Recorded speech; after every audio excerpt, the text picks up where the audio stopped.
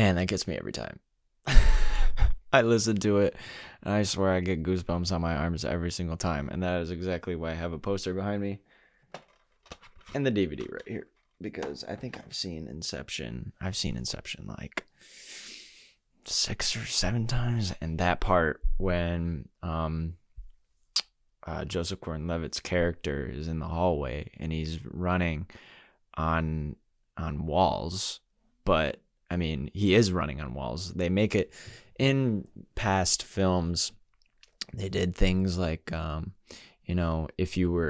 if it made the character look like he was walking on a wall, kind of like, I can't think of an example of a movie right off the top of my head, but what they actually did is they put this 100-foot long corridor hallway. They built this 100-foot that hallway in the movie of Inception, and they put it on these like steel rings. They're huge, they're gigantic, and it's like the craziest thing. The scene is like you see him in the hallway for maybe 30 or 40 seconds in the movie, and then they filmed different parts of it, but they actually had to choreograph for weeks. They didn't have a stunt double. It was Joseph Gordon-Levitt running in those hallways, and so they're actually running on the wall because these steel wheels have this hallway in the middle of it, and they choreograph that, and he's running.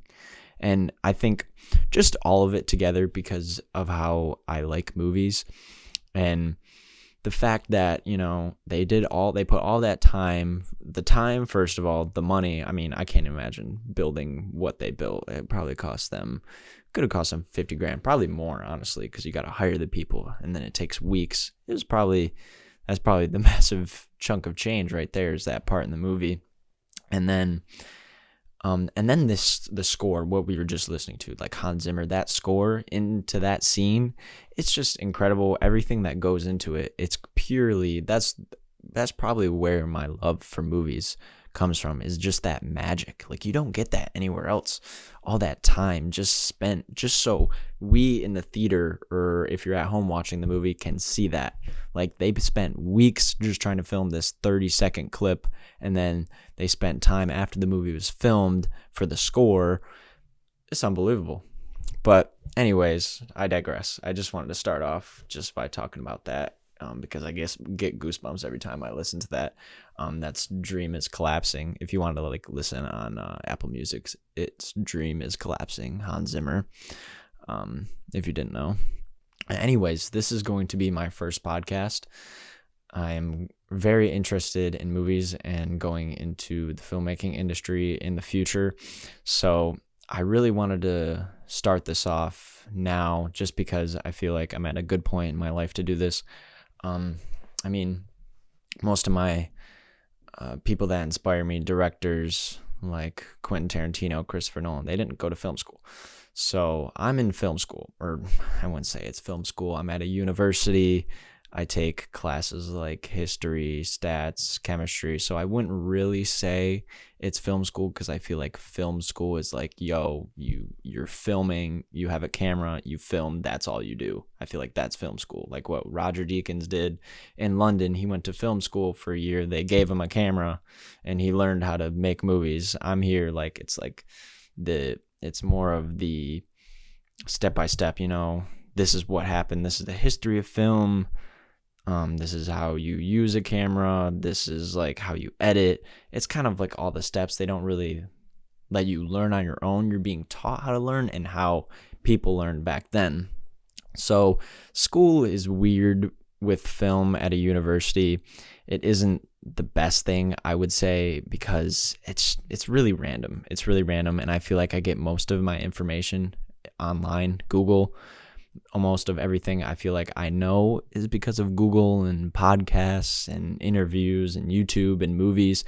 I mean, just over quarantine, I think I might have watched like 50 movies, and I didn't realize I loved movies until then, that much. I mean, I knew I loved them, but I didn't know I loved them that much, because I watched that many movies and I was like, dang, like now I go a week or two without watching a movie. It's like, dang, I kind of want to watch a movie.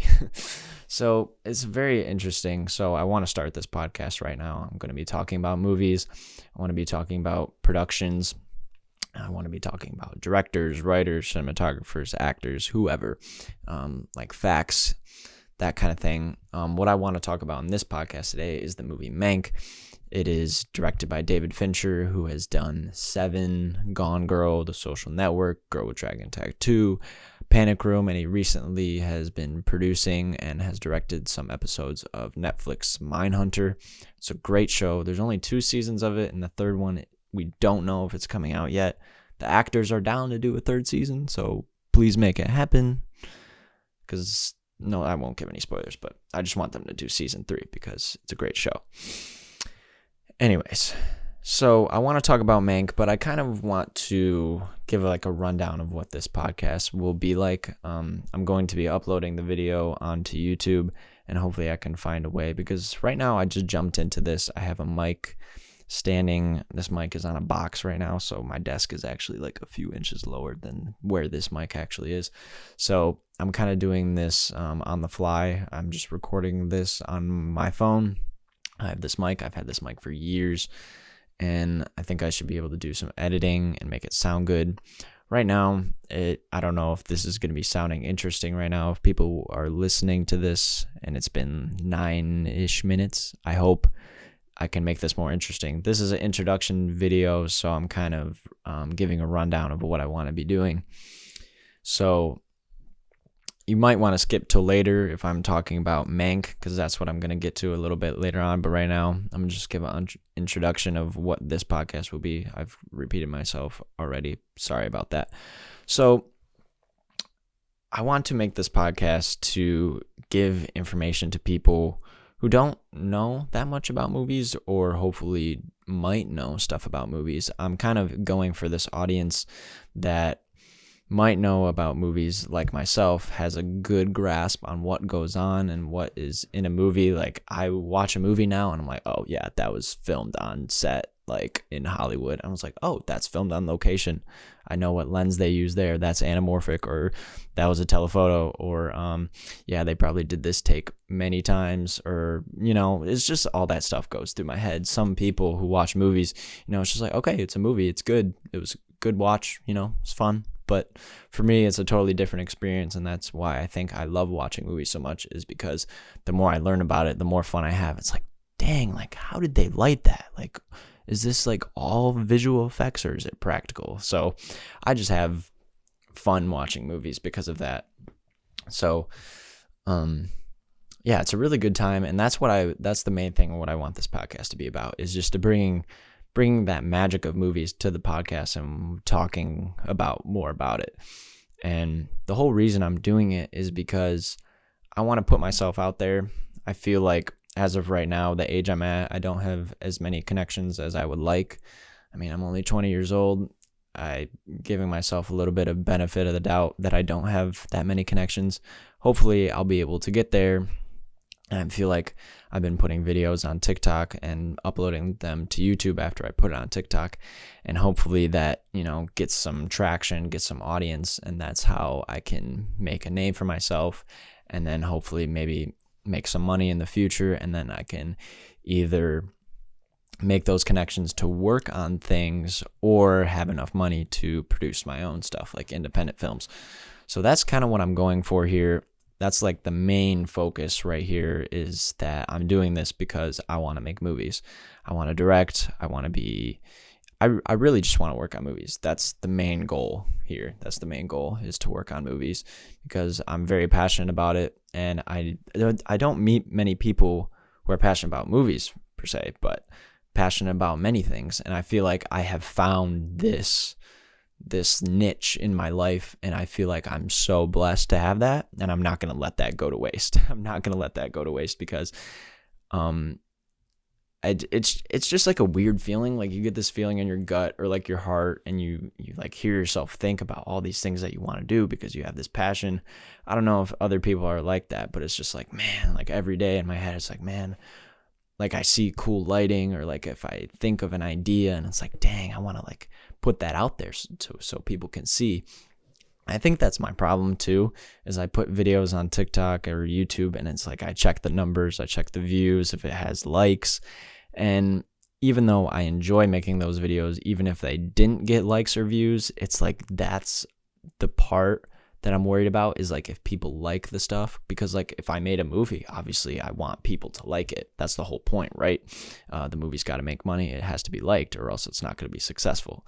So even though there is the storyline to movies that like Shawshank Redemption wasn't liked at first when it came out in movies. It came out first, it flopped, they released it again, it flopped, and it wasn't like until years later that it gained traction, and now it's like this great movie everyone knows. I don't know everyone, but a good amount of people know Shawshank Redemption with Morgan Freeman. So that's a great movie. If you haven't seen it, definitely watch it. So I just really want to make movies. That's the main premise of this podcast, is just, that's why I wanted to do this introduction, to know why, to tell my listeners why I'm doing this. And that is because I want to make movies. I want to put myself out there, make connections, whatever, gain an audience, fan base, whatever it is. So I want to make this more interesting in videos or podcasts here on out. So I'm going to get into Mank, this new movie that just came out. I think it actually came out in October. It came out in October. It's directed by David Fincher. Sometimes if I watch a movie for the first time, it doesn't really hit with me. Like, I saw Dunkirk in theaters, and it wasn't really like the best movie at first, like when I watched it. And but then I watched it a second time. Well, here's what I did. There's this podcast called The Rewatchables, and it's kind of an inspiration of why I want to do this podcast. But they talk about movies, and they brought on Quentin Tarantino to talk about Dunkirk. And here's Tarantino saying he saw Dunkirk like 4 times in theaters, and he actually saw one of the showings in London, I'm pretty sure he said. And I was like, dang, like Tarantino saw Dunkirk 4 times. I've seen it once. Maybe I need to give this movie a second chance. And sure enough, I watched it a second time, and I was like, what did I just see? Like, this is so much better. Oh, okay. So Mank was released on December 4th, 2020. So that's actually not that long ago. I actually saw a commercial for Mank on TV. I was watching football, I think. And I was like, dang, this movie looks good. It's about Citizen Kane, the writer of Citizen Kane. Citizen Kane's an amazing movie directed by Orson Welles. And they didn't market it as a David Fincher film in the commercial, as far as I can remember. And then I come to the movie, or I look it up on IMDb, whatever, and it's directed by David Fincher. I was like, you marketed your movie and you didn't say it was directed by David Fincher? What are you? It's basically like putting a movie trailer out for Christopher Nolan or Tarantino and not saying that they directed it. I mean, David Fincher is like one of the best directors right now, and he's the new Stanley Kubrick, basically. I mean, the dude does like 90 takes sometimes.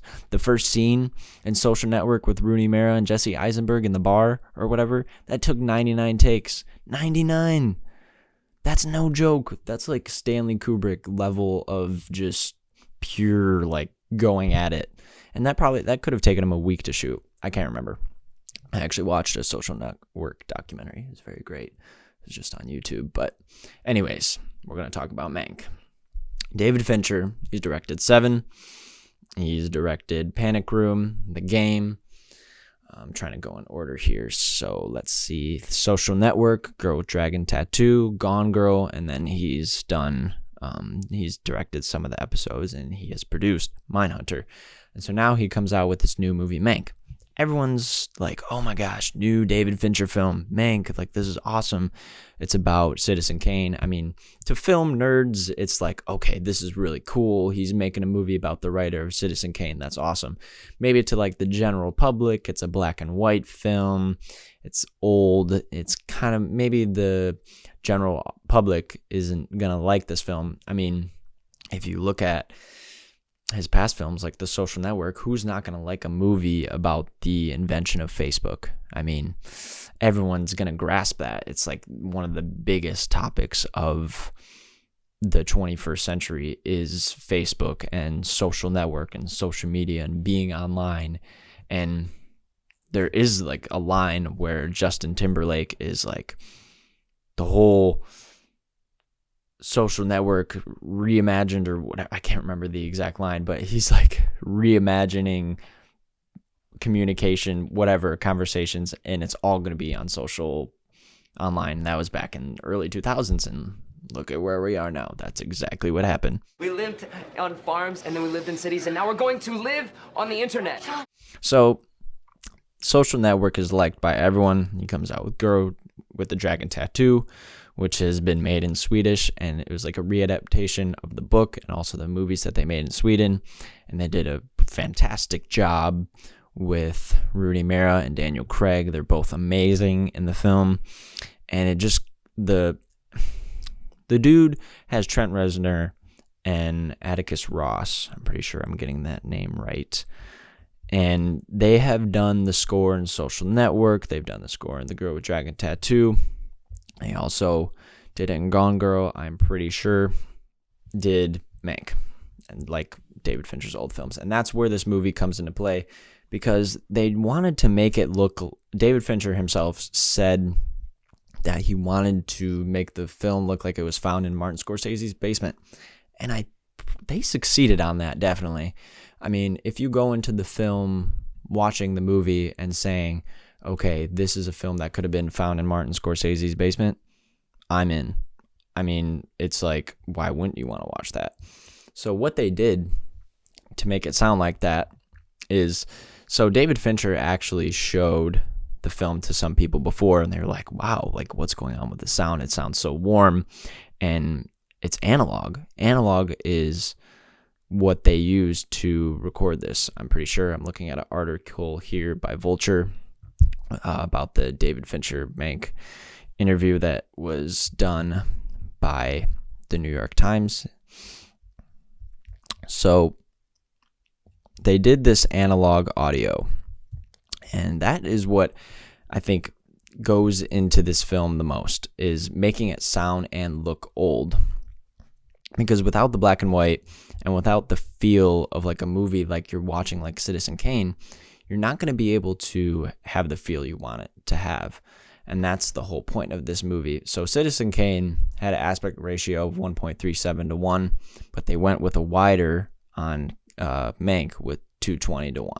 So Mank was shot on a red helium monochrome camera, and it's a super 35mm 8K sensor. So what they did is they shot it on black and white, and then they had to soften it up, degrade the digital, and make it look like it was older. I mean, you can watch the movie and you see the like fake noise and the fake filters of how a film would look, like a real film. It has, it has the when you change the film rack and the camera makes the certain noise pops, and that's what they edited and mixed into Mank.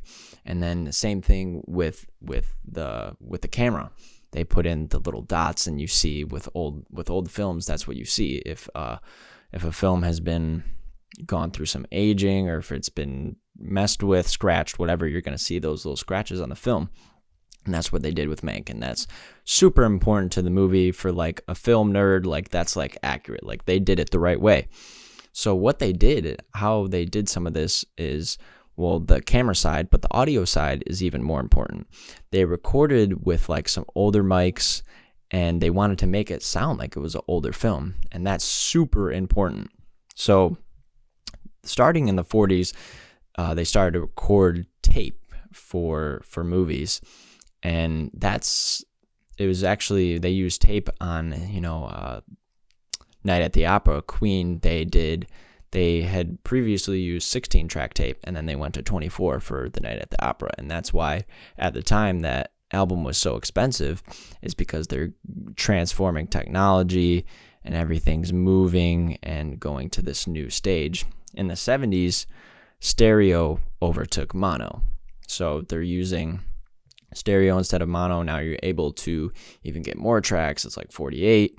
And so that's kind of what they did here on Mank. And then eventually digital recording takes over in the 80s, or doesn't take over, but it's invented and people start using digital recording. So there's analog sound on film and there's also digital sound on film. In this movie, they did not use analog sound on film. That would just be way too hard. They didn't do that. They definitely used digital sound on film and then added these noise pops to it, just mixing, sweetening, and making it sound and look like an old film. And that's exactly what they did here. So when you watch the movie, it's going to have this more brassy feel to it, but it's not just from the brass, it's also from strings. The music is what I'm talking about. So you're going to be hearing this old movie, and that's why it's so great, is because it sounds like an old movie. I mean, Citizen Kane came out in 1941, or it was 1940, and so they wanted to make it look like it had come out of that time, and they did a fantastic job. 41, I was right. Okay, so they did a great job at that, and that's, I think, why Mank succeeds to me, because they wanted to make sure it was this old film. It's a readaptation of Herman Mankiewicz, the writer who wrote Citizen Kane. It's a fight for screenplay credits. He wasn't going to get credits for Citizen Kane, and that's actually a constant battle now in the film industry, is writers getting credit for movies. So it's really a strong tale of what is happening now, because writers who have ideas, who write screenplays, aren't getting credit for all of these scripts that they're making. It's kind of just what goes on nowadays. If you have an idea, anyone can take it if you're not safe enough. And I think I'm worried about that. I know I have ideas and I don't want anybody taking mine. So it's really important that this film came out and talked about this, because it's kind of like, and every single movie that David Fincher has directed, it's kind of like this sign of the times. I mean, Social Network, it's just the biggest example of one. I mean, Social Network, Losing a Friend Over Money. It's just, the dude doesn't miss. So originally, though, when I saw Mank, I was like, okay, maybe this isn't, I didn't really feel anything. I watched it again, and I went into it thinking like, okay, this could have been a film that was directed or made by Martin Scorsese. It's from his basement. I'm like, okay, this is it. Like, I've seen people talk about this film on TikTok, and I just came into it with a whole nother set of eyes and ears at that. So it really wowed me the second time around. Gary Oldman is a fantastic actor. He acted in Dark Knight as the mayor, not the mayor. Oh, whatever. Gary Oldman's in Dark Knight. We all know this. So I think the film is it's outstanding. And I really hope other people like it that aren't film nerds like myself, or just the general public. I feel like it's so hard for them to get a grasp of this film. I feel like if people watched Citizen Kane before this, they would see all the homages to it. Like when Herman Mankiewicz drops the bottle, it's just like Citizen Kane when he drops the globe, the snow globe or whatever. And so there's plenty of homages in Mank to Citizen Kane. The whole movie is basically an homage to Citizen Kane. So I really hope people like Mank. So I guess I'm asking if anyone out there will watch it or has watched it, if they like the film or if it doesn't interest them. Because there isn't movies made like this. It's very different. It's a movie that came out in 2020. It's shot on black and white. They made it sound like it was from the 20th century, from the 40s, 50s, whatever. And it's kind of like, it's just taking what had been done in the past and bringing it to now. It's really fantastic. And of course, it was shot on digital because David Fincher would never shoot on film. He's very specific about digital. I understand, because film can be problematic. It can be very problematic, actually, because you don't know what could happen to your film? It could go to the lab, it could get destroyed, your shot might have been messed up, and the lighting could have been messed up and you can't see it because you don't have the screen. When you have digital, you have the screen. So right there, it makes sense. I would probably shoot on digital if I was shooting movies. I would definitely shoot with either or. But I think digital it's going to be getting better as the years go on. It's eventually, I think, going to have this look to it that is better than film, just because with technology, I feel like it's going to have resolution that might be better. Don't get me wrong, film right now looks better. If you watch a film movie, like Tenet was shot on film, and if you watch it like up close, if you're seeing it up close, the movie looks amazing. It's crazy how crisp and how clear it looks. So digital really isn't there yet. It's just, I guess it's kind of more simple. You get to see the shot and that kind of thing. So Mank was shot on digital, not film, even though they make it look like it was shot on film. And one thing I actually found quite cool, or not cool, but interesting. I hate using the word interesting, saying stuff's interesting, because what does that mean? What does interesting mean? But Mank was actually not shot by the director of photography that David Fincher has worked with previously. He had the director of photography, Eric Messerschmidt, and previously on Gone Girl, Social Network, The Girl with Dragon Tattoo, he had Jeff Cronenweth. And Jeff Cronenweth definitely has a specific look to him compared to Mank. I can totally see the difference in his movies that he's shot. Jeff Cronenweth, you can see the movement. It's the way Fincher directs his movement. It has this specific look when he tilts up or when he pans. It has this like specific look. The way Fincher moves the camera, he moves it all the time. He's tracking your eyes. He's making sure you're watching. The dude, in most of his movies, the average length of a cut of a shot is like 4 or 5 seconds. That's insane. Like if you watch a Tarantino movie, like it cuts maybe every 1 or 2 minutes, So it's just different. Everyone's different. All directors are going to make a movie how they want to make it. And David Fincher, despite being different in his ways, shooting digital, being faster paced than some of these other directors, which aren't many directors right now doing it. There's just so many ways of shooting a movie, and David Fincher definitely has his own way of doing it. He hates being called an auteur, but he kind of is, unfortunately. So I think that's what I wanted to say about Mank. It's just really a movie that shouldn't get left behind, shouldn't be overlooked, and unfortunately it has. On Netflix, it was in the top 10 for like a week, and it hasn't been since.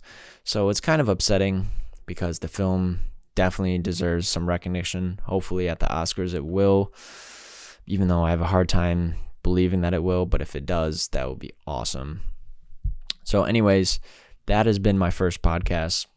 Thank you so much for listening or watching on YouTube, and I hope you enjoyed. Definitely sorry if this was a little bit awkward, or if maybe I had to catch my breath a few times. Just kind of getting used to this on doing the podcast and shooting it. So next time I'll probably come in a little bit more prepared, a little bit more ready, I guess I should say, but also trying to get more entertaining as the podcasts go. I hope that my enthusiasm for these movies adds to the podcast, because I feel like that's my main point why I'm doing this, is to sound interesting, sound enthusiastic, and that's what people want to listen to. So it'd be awesome if I had anyone else that wanted to talk about movies on here. Maybe that'll happen in the future, I hope. But from here on out, going to get more knowledgeable, going to keep watching more movies, and we'll see you in the next one.